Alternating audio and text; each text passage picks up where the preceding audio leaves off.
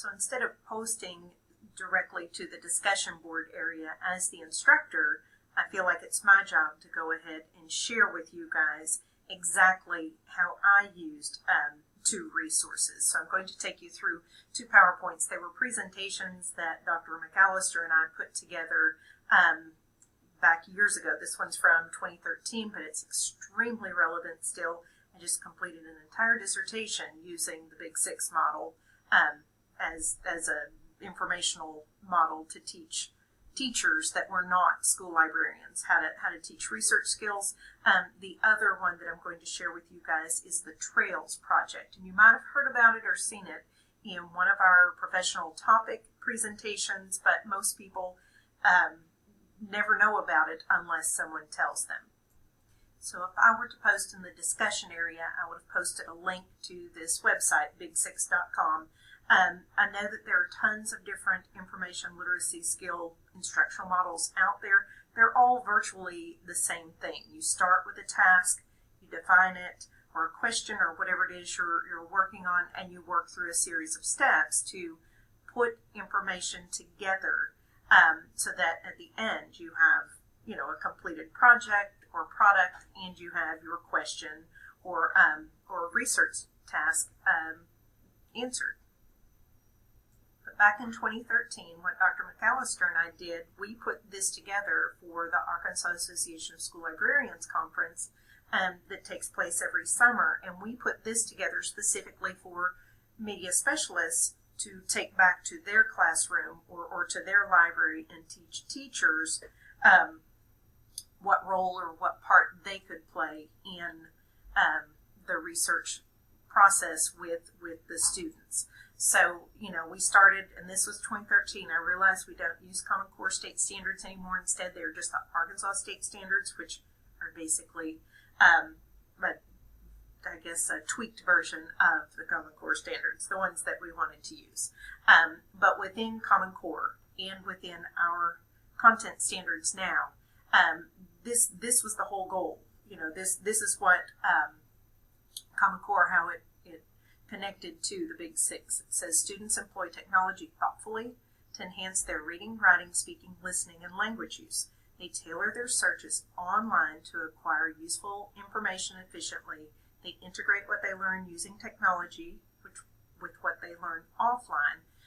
They're very familiar with the strengths and limitations of technological tools and mediums, and they can select and use those best suited for their communication goals. So Big Six totally fits in with Common Core or any of even the effective, efficient state standards that we're using right now. So the Big Six, it was a model created by Mike Eisenberg and Bob Berkowitz. It's a thinking routine. It's basically taking information skills and walking through a process to find that information. And it does allow collaboration opportunities between the teacher and the teacher librarian, which is where we want to go. We want to put ourselves in there as the hub of the school. So the 6 steps, and this is for pretty much 4th grade up through, college level. You start with a task. So your first step is to define your task definition.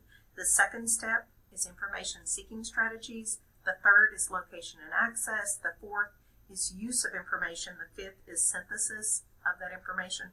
And sixth is the evaluation. How did it go? What could you do differently? Now, if you are elementary K-3, we highly recommend, or it's highly recommended that you use a shortened version, and they call it the Super 3. Plan out your project or plan how you're going to do your information literacy journey. Do it, find the information, and then you review. So plan, do, review. And this is something that my son, he recognized this in 1st grade. I was working on something on the Big Six website, and he saw it, and then he saw the Super 3, and he said, hey, I know what the Super 3 is. And I think his posters in his library, it was think, do, review, which is, very similar to plan. So I thought that was pretty cool that a 1st grader remembered those steps. And I asked him if he knew what they meant. And he didn't exactly know yet, but a couple of years later, he definitely made those connections.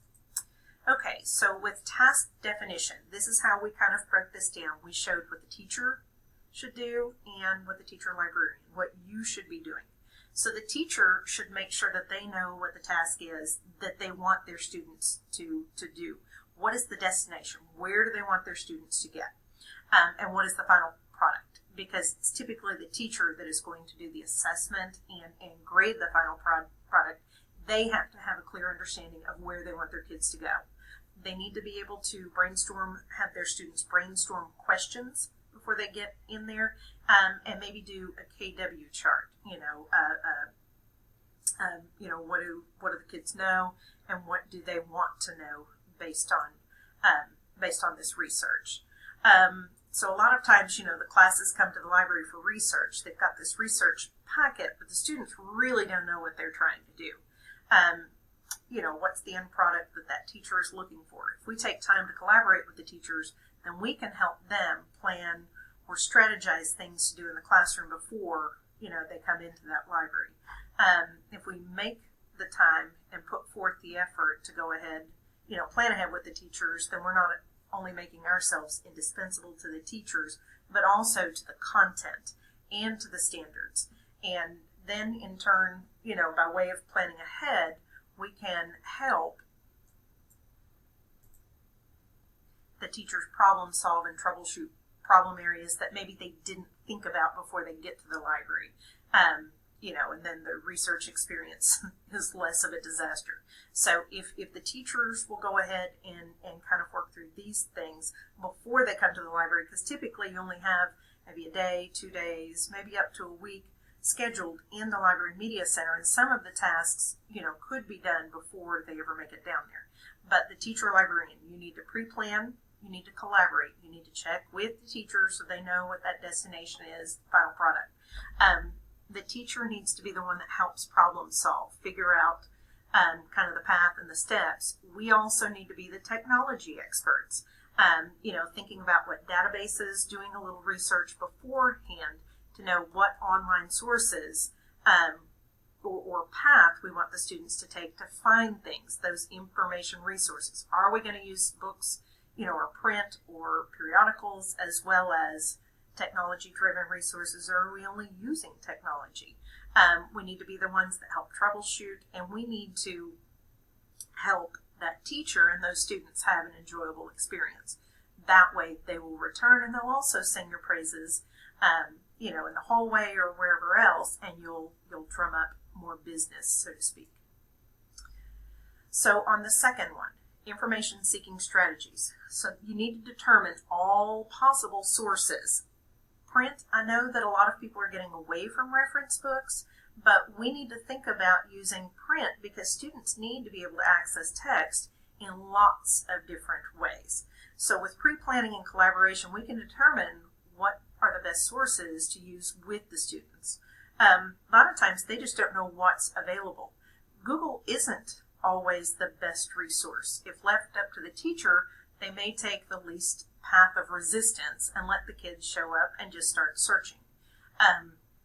You need to take into account not only what they're trying to research, but what kinds of learning styles and needs you have of that population of students. It's important for you to know the students in the class, who might have reading difficulties, maybe they're English language learners, or they have other special learning needs. So this helps you troubleshoot all of those possibilities before the problem arises. That's why if you kind of sit down and have that needs assessment done and talk about the student learners in a class, you can learn a lot of things rather than waiting until the class gets there and, all heck seems to break loose. So options for print, you would have books, print encyclopedias. I'm a firm believer that students need to learn how to access an encyclopedia. I understand that everything is on Google or in Google or Wikipedia, but a lot of times the pertinent information in Encyclopedia Britannica or World Book, it's broken down so that students can access. It's accessible to the students, where if they're using Encyclopedia Britannica, it might be a much higher level. If they're using Compton's, but it puts together relevant factual information together. And I know that they're expensive. I don't recommend buying a new set every year. But I still think, if you do keep at least one current set, it always helps. It also helps if you ever have a student that has lost their internet privileges. We've had that at the middle school a lot. They've made poor choices, and the principal takes away their online access, and it kind of throws everything, out of the water if everyone's using Google Classroom. So I'm a firm believer in print still. Almanacs, they're expensive. So, we used to have class sets and we would teach out of those. I don't necessarily recommend that anymore, but if you have access to a current atlas, those are helpful for some of those students, especially if you're doing a geography project or something on cultures.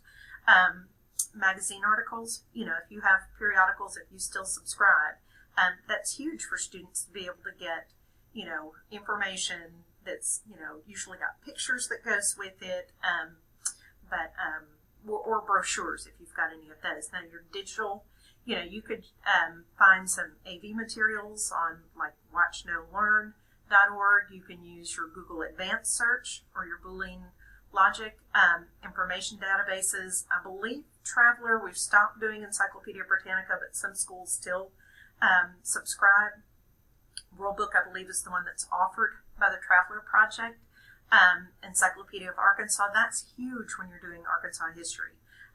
Non-print, you could even include an interview, for students seeking strategies. One year we had a student who was doing something on a dinosaur, and I can't even remember what type it was, but on a website there was an article written by a scholar. He was a PhD guy in, I think it was England, and it had an email address. So the young man said, can I email this doctor and ask him some questions? And I said, well, you can't, because 6th and 7th grade didn't have access outside